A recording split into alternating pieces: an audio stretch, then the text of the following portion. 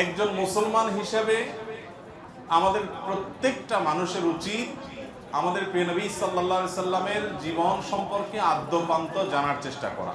সিরাতুন নবী সাল্লাল্লাহু আলাইহি ওয়াসাল্লাম বা নবী করিম সাল্লাল্লাহু আলাইহি সাল্লামের জীবন ইতিহাস, তার জীবন চরিত্র, তার জীবনের বিভিন্ন দিক একজন মুসলমান যত বেশি শিখবে, যত বেশি জানবে, তার ঈমান তত বেশি বৃদ্ধি হতে থাকবে। সারা পৃথিবীতে যত ভিন্ন ধর্মাবলম্বী অন্যান্য ধর্মের অনুসারীরা ইসলামে আসেন, তারা প্রধানত দুই কারণে আসেন। এর একটি হলো কোরআনে হাকিম, আল্লাহর কালাম, এটি যখন বুঝে বুঝে অধ্যয়ন করা শুরু করে তখন এর কাছে সারেন্ডার করতে বাধ্য হয় এবং এর কারণে ঈমান আনে।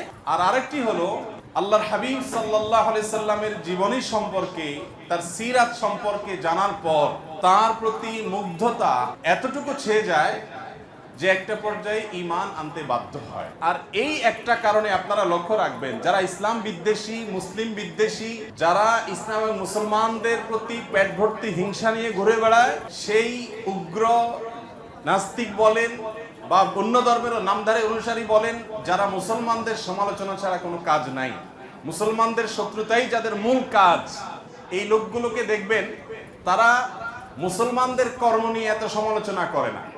তারা ইসলামের যে বিষয়টা নিয়ে সবচেয়ে বেশি সরব, সেটা হলো রাহমাতুল লিল আলামিন সাল্লাল্লাহু আলাইহি সাল্লামের চরিত্র নিয়ে তারা প্রশ্ন তুলে সেটা নিয়ে কালিমা লেপন করে দিয়ে তার চরিত্র হনন করার অপচেষ্টা তারা করে।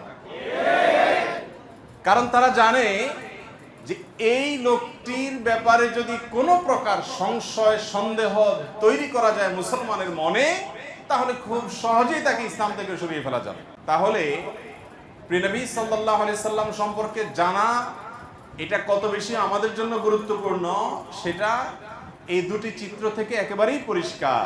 একদিকে অন্য ধর্মাবলম্বী অমুসলিমরা ইসলামে আসে প্রিয় নবী সাল্লাল্লাহু আলাইহি সাল্লামের জীবন ইতিহাস পড়ে তার চরিত্র মাধুর্য দেখে মুগ্ধ হয়ে, অপরদিকে ইসলাম বিদ্বেষীরা প্রিয় নবী সাল্লাল্লাহু আলাইহি সাল্লামের চরিত্র হননের চেষ্টা করে, কারণ তারা জানে যে তার প্রতি ঈমান, তার প্রতি ভালোবাসা, তার অনুসরণটাই হলো ইসলাম। অতএব এই জায়গাটাতে আঘাত করতে পারলে মুসলমানদেরকে সবচেয়ে বেশি ইসলাম থেকে দূরে সরানো যাবে, তাদের মধ্যে সন্দেহ সংশয় সৃষ্টি করা যাবে। এই জন্য তারা ওই পথে আগায়। এই বিষয়টি রপ্ত করার পর একজন মুসলিম হিসাবে আমাদের আগ্রহের কেন্দ্রবিন্দু হওয়া উচিত রাহমাতুল লিল আলামিন সাল্লাল্লাহু আলাইহি সাল্লাম সম্পর্কে জানা।